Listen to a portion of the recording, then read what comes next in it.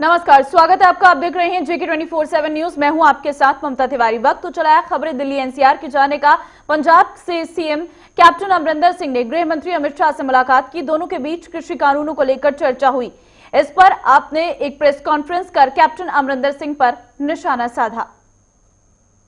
अमरिंदर सिंह जो हैं कैप्टन साहब, ये बड़े इंटरेस्टिंग कैरेक्टर हैं, ये बड़े दिलचस्प पर्सनैलिटी हैं, पात्र हैं।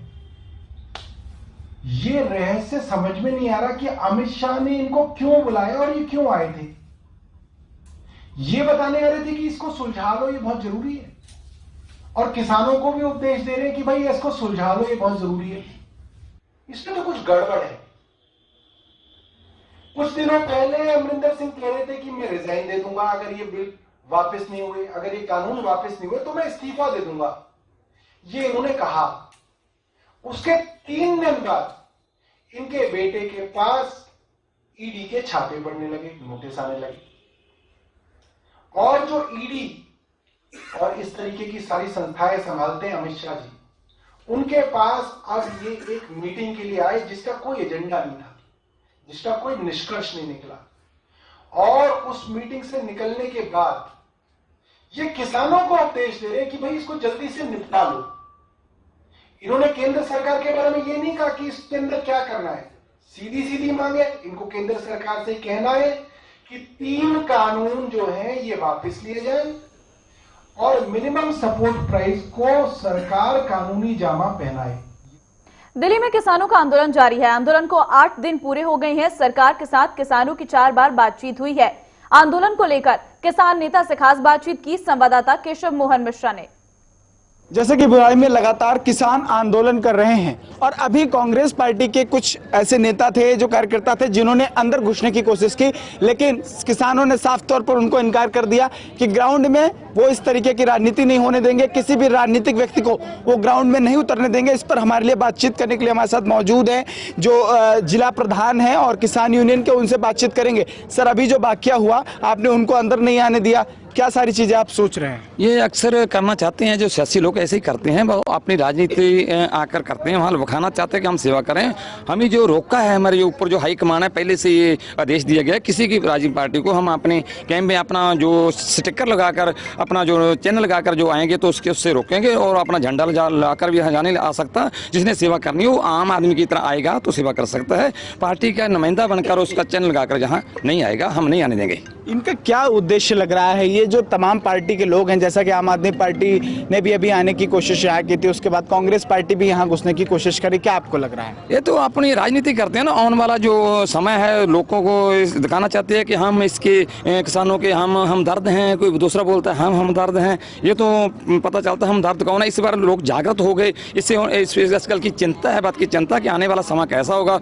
लोग हमारे साथ तो रहेंगे नहीं, लोग किसानों के साथ, किसान जथेबंदियों के साथ जुड़ जाएंगे। इस बात की चिंता के लिए दिखाना चाहते हैं, और बड़े बड़े स्टिकर लगाकर काफी आए थे लोग कांग्रेस के, तो ऐसे घुसने नहीं देंगे। पहले आम आदमी पार्टी के नुमाइंदे भी इस तरह आए थे, उसको भी तो बोला था ऐसे ना हो, आम आदमी बनकर जिसने सेवा करनी वो करो। जब आपने उनको यहाँ बाहर आने से रोका, तब उस पर उनकी क्या बयानबाजी थी? क्या तो ठीक है आएंगे, बस वो तो कोई उसको जवाब नहीं था उस पर। जो हमारा पता है, उनको पता है कि हम किसी भी स्टेज पर इनको बोलने नहीं देते, आने नहीं देते। तो वैसे हम मूर्ख बनाकर हमें आना चाहते हैं, तो ये तो हम उससे ऊपर उठ चुके हैं। हमें सभी ज्ञान है, सभी बात है। जो इसी बात का तो ये संघर्ष है, इसीलिए तो इस बार कामयाब हुआ है। सभी लोगों को पता चल गया है कौन हमारा सोचता है, कौन नहीं सोचता, सियासी पार्टी कौन सी है, और जो जत्थेबंदियां हैं या क्या करती है, सभी मालूम हो गया सभी को। इसके लिए जागृत हो गए लोग, उसकी चिंता है इसको। मतलब राजनीति यहाँ पर नहीं होने देंगे। अच्छा, एक चीज और बताइए, जैसे आम आदमी पार्टी लगातार कोशिश कर रही है, इसके पीछे इतना बड़ा ग्राउंड बना दिया गया, आप लोग यहाँ रह रहे हो, तो क्या इसकी आवश्यकता थी? यही सोच लो ना, यही तो बात है। भी हमने जो भी सियासी पार्टी जो कर रही है, हमें नहीं है चाहिए वो।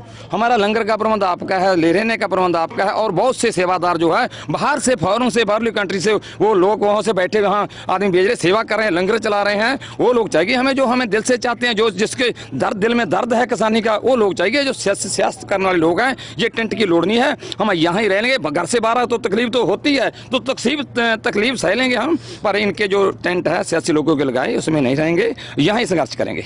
अभी हमारे साथ ये बातचीत कर रहे थे। इनका साफ तौर पर यह कहना है कि जिस तरीके से अभी यहाँ पर वारी ग्राउंड में ये पीछे इतना बड़ा टेंट सरकार के द्वारा लगाया गया, उसका भी ये प्रयोग नहीं कर रही है, अपनी ट्रॉलियों में रात गुजार रहे हैं। और साथ ही साथ कांग्रेस पार्टी के कुछ नेताओं ने यहाँ अंदर घुसने की कोशिश की, उनको भी इन्होंने बाइकआउट कर दिया। आम आदमी पार्टी के लोग यहाँ पर घुसने की कोशिश कर रहे हैं। ये सभी लोगों को बाहर कर रहे हैं, किसी भी राजनीतिक व्यक्ति को यहाँ पर मंच नहीं दे रहे हैं। ये कह रहे हैं ये किसानों का आंदोलन है, इस पर हम राजनीति नहीं होने देंगे। वीडियो जर्नलिस्ट प्रमोद गुप्ता के साथ किशोर मिश्रा, JK24/7 न्यूज, दिल्ली। पलवल के किसान दिल्ली कूच पर निकल चुके हैं। किसान नेताओं का कहना है कि सरकार के कानून किसानों के हित में नहीं है, सरकार के ये कानून वापस लेने चाहिए। किसान नेताओं से संवाददाता संदीप गोयल ने खास बातचीत की। दिल्ली में पिछले 8 दिनों से बैठे किसानों के समर्थन में अब पलवल के किसान उनके साथ जुड़ने के लिए यहाँ से निकल चुके हैं और अब जो है लगातार उनका समर्थन के लिए यहाँ से निकलेंगे। सर, क्या कुछ रहने वाला है आपका यहाँ से जो किसान इकट्ठा हो रहे हैं, और क्या कुछ जो है देखने को मिलेगा किसानों के साथ हैं और सरकार के खिलाफ हैं, क्योंकि सरकार बिल वापस ले ले रही? ये जो आप भीड़ देख रहे हैं, ये पलवल फरीदाबाद जिलों के संयुक्त मोर्चा बना है किसान संघर्ष समिति के नाम से, और मैं खुद हरियाणा किसान संघर्ष समिति के अध्यक्ष हूँ। राष्ट्रीय किसान समन्वय समिति की कार्यकारिणी के टॉप 5 में मैं हूँ। अच्छा। जो राष्ट्रीय किसान समन्वय समिति का 20 प्रदेशों में 150 संगठनों का समन्वय है। अच्छा, अब जो यहाँ से पलवल और फरीदाबाद के किसान अब निकलने का जो विचार बना रहे हैं, उनका समर्थन करेंगे, जो अन्य राज्यों के किसान वहाँ जुट रहे हैं, सरकार पे दबाव बनाने की कोशिश होगी, क्या कुछ रहने वाला है आपकी ओर से, और कैसे जो है सारी चीज़ें अब घटने वाली हैं? अभी हम यहाँ से हमने शुरुआत की है उनके समर्थन के लिए। हम यहाँ तक आ गए हैं, यहाँ से आगे हम बल्लभगढ़ फरीदाबाद होते हुए जाएंगे और जनता हमारे साथ जुड़ती जाएगी। वहाँ पहुँचने के बाद जिस तरह से हमारा चल रहा है, हमने टिकरी बॉर्डर, संधू बॉर्डर और ये नोएडा वगैरह जाम कर दिए हैं, सरकार नहीं मान रही है, तो हम दिल्ली को घेरेंगे और दिल्ली के अंदर किसी भी फ्रेश को, जो दूध है, फ्रूट हैं, सब्जी हैं, इनको नहीं जाने देंगे। क्योंकि सरकार को जब तक हम ढंग से बात कर रहे हैं, हम शांति प्रिय उससे रह रहे हैं, आंदोलन हमारा शांति प्रिय ही रहेगा। लेकिन सरकार को जब तक इनकी पब्लिक की कठिनाई नहीं होगी, तब तक सरकार नहीं समझ पाएगी। अच्छा, पलवल से आप जब निकले मॉर्निंग के समय, उसके बाद पुलिस ने एक जगह आपको रोका, लेकिन उसके बाद बातचीत करने के बाद आपने दूसरी जगह डेरा जमाया। लेकिन अभी जो फरीदाबाद की पुलिस है वो पूरी नाकेबंदी के साथ है, बैरिकेटिंग की हुई है। पुलिस ने जो है पुलिस कमिश्नर साहब निर्देश दिए हैं कि आप जो है उनको वापस कर दीजिए, समझाइए बुझाइए, कैसे जो है आगे बढ़ेंगे, क्या कुछ वहाँ पर रहेगी स्थिति? देखिए, पुलिस का और एडमिनिस्ट्रेशन का, प्रशासन का अपना रोल है। ये उनकी ड्यूटी बनती है कि वो किसी इस तरह की चीज़ को सरकार के खिलाफ जो जा रही है उसको रोकें। लेकिन हमारी भी अपना जो है कर्तव्य है कि हम जो इतने दिन तक पीड़ित रहे हैं, अत्याचार हमारे ऊपर होता रहा है, उसका मुकाबला करने के लिए या अपनी मांगों को मनवाने के लिए दिल्ली तक जाएं। उसके लिए हमें इस बात का फिक्र नहीं है कि हमें पुलिस हमें रोकेगी। हम जैसे जाएंगे और जहां रोकेगी हम वहीं रुक जाएंगे। जहाँ वो सड़क पर रोकेंगे हम सड़क पर रुक जाएंगे। अच्छा, पुलिस ने वहाँ पर पूरे इंतजाम किए हुए हैं, करीब 300 पुलिसकर्मी वहाँ पर लगाए हुए हैं। यदि ऐसी नोकझोंक की स्थिति आती है तो फिर रुकेंगे या फिर जो है आपका संघर्ष जारी रहेगा और दिल्ली की ओर कूच होगा? नहीं, देखिए, नोकझोंक की बात नहीं है। हमें जाना है, उन्हें रोकना है। ना हम उनसे लड़ेंगे और ना उनके ऊपर कोई हथियार उठाएंगे, ना कोई पत्थर उठाएंगे।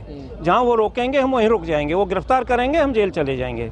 लेकिन हम अपने आंदोलन को छोड़ेंगे नहीं। और हमारे आंदोलन का जो मेन मकसद है वो है, जो 3 कानून सरकार ने बनाए हैं, उनमें जो चीज़ें सरकार किसान के खिलाफ जा रही हैं, जिनसे किसान को आशंका है, जिनसे अंदेशा है कि इससे आगे हमें भविष्य में नुकसान होगा, उनमें बदलाव लाना, और जो ऐसा लग रहा है कि इससे किसान को कोई फ़ायदा नहीं है उसको हटवाना, और जो किसान के लिए और अच्छा हो सकता है उसको उसके साथ में जुड़वाना।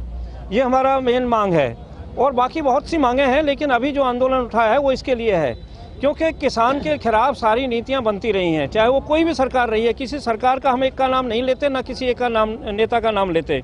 सभी ने किसान को एक वस्तु के तौर पर रख के वोटों के रूप में इस्तेमाल किया है, उसका कभी कोई भला नहीं सोचा है। इसीलिए हमें आज ये कदम उठाना पड़ा है। और अब की बार ये ऐतिहासिक जो आंदोलन है, इसमें कभी किसान पीछे नहीं हटना है। और हम तो ये कह रहे हैं कि किसान ने जब कुदरत से हार नहीं मानी, बारिश हो, धूप हो, जाड़ा हो, उसके अंदर अपना काम करता है, तो हम इनसे कैसे हार मान जाएंगे? ये धरती पुत्र कभी किसी से हारेगा नहीं, जहाँ भी होगा ये पैदा करेगा और अपने जो पक्ष में रिजल्ट पैदा करेगा। तो ये थे हमारे साथ DK शर्मा, जो किसान नेता हैं और लगातार अब मन बना चुके हैं कि दिल्ली में जो किसान बैठे हैं उनके समर्थन में ये जो है वहाँ पर पहुँचेंगे, और सरकार जो इनके बिलों को या कानून को वापस नहीं ले रही है, सरकार पर दबाव बनाया जाएगा और समझाने का प्रयास होगा कि जो किसानों के खिलाफ है, आखिर वो कानून सरकार क्यों लाना चाहती है। राकेश के साथ संदीप गोयल, जेक 24/7 न्यूज, फरीदाबाद। हरियाणा के किसान भी आंदोलन के लिए दिल्ली रवाना हो गए हैं, लेकिन बॉर्डर पर सुरक्षा के कड़े इंतजाम किए गए हैं ताकि किसानों के दिल्ली जाने से रोका जा सके। संवाददाता संदीप गोयल ने ये खास बातचीत की, देखिए। पलवल और मध्य प्रदेश से रास्ते होते हुए अब दिल्ली जाना चाहते हैं किसान, कुछ जो संख्या है उनकी बताई जा रही है। यहाँ पर पूरी पुलिस व्यवस्था है। सर, एसीपी साहब, कैसे उनको रोका जाएगा, क्या समझाया जाएगा, क्या कुछ रहने वाला है यहाँ पर? बस उनको यही समझाया जाएगा, आप अपना विरोध प्रदर्शन करना है तो शांतिपूर्वक करें और आगे दिल्ली में नहीं जाए, क्योंकि दिल्ली में बहुत ज़्यादा काफ़ी भीड़ भड़का पहले से ही है। जगह जगह ट्रैफिक जैम्स हैं और कोरोना कोविड-19 चला हुआ है, तो वो आप भी संक्रमित हो सकते हैं, उनको ये समझाया जाएगा। अच्छा सर, अभी कमिश्नर साहब यहाँ पर पहुँचे थे, उन्होंने गाइडलाइन दी है, जानकारी दी है कि आपको किसानों से प्यार मोहब्बत से उनको समझाकर वापस भेजना है। पैदल यात्रियों को भेजा जाएगा या फिर ट्रैक्टर ट्रॉलियाँ, क्या कुछ रहने वाला है, क्या कुछ देखने को मिलेगा? पुलिस पूरी व्यवस्था यहाँ पर किए हुए है। यस, वो तो मौके पे बताएंगे, मौके पे उनको समझाने की कोशिश करेंगे। जो भी ट्रैक्टर से आएंगे या पैदल आएंगे, सभी को यही समझाने की कोशिश करेंगे भाई आप यहीं प्रदर्शन करें, आगे ना जाए। अच्छा, कुछ पलवल के कुछ किसान हैं, उनका कहना है कि आज रात को यहीं पृथला में डेरा जमाएंगे। क्या कुछ पुलिस यहाँ पर पूरी रात रहने वाली है, क्या कुछ जो है पूरा एक बार? अपनी ड्यूटी हम अपने अलर्ट रखेंगे, हम 24 घंटे की ड्यूटी हम यहाँ लगाएंगे। तो ये एसीपी साहब का साफ तौर पर कहना है कि यहाँ पर जो है पुलिस की पूरी मुस्तैदी के साथ डटी हुई है। किसान जब यहाँ पर पहुँचेंगे तो उनको समझाने का प्रयास होगा। पहले जो पैदल किसान जाना चाहते दिल्ली को, उनको जाने दिया जाएगा। हालांकि जो ट्रैक्टर ट्रॉलियों से लेकर जो किसान जाना चाहते हैं उनको यहाँ पर रोकने का काम किया जाएगा, क्योंकि दिल्ली में लगातार जो है भीड़ बढ़ती जा रही है। दिल्ली के बॉर्डर या फिर दिल्ली की जो सड़कें हैं वो कहीं ना कहीं जाम से कहीं ना कहीं जो है भरी हुई है। तो ऐसे में पुलिस उनको समझा बुझाकर यहाँ पर रोकने का प्रयास करेगी। और साफ जो निर्देश कमिश्नर साहब यहाँ पर पहुँचे उन्होंने दिया कि आपको सिर्फ और सिर्फ प्यार मोहब्बत से उनको समझाना है, बल का प्रयोग नहीं करना है। हालांकि जो स्थिति उस समय होगी वो कहीं ना कहीं पुलिस और किसान के बीच जो होगी वो काफ़ी चिंताजनक होने वाली होगी, क्योंकि किसान लगातार MP से और आगरा से और जो है बदरपुर बॉर्डर यहाँ पर पहुँचने वाला है। और खबरों में फिलहाल इतना ही। आप बने रहिए हमारे साथ। नमस्कार।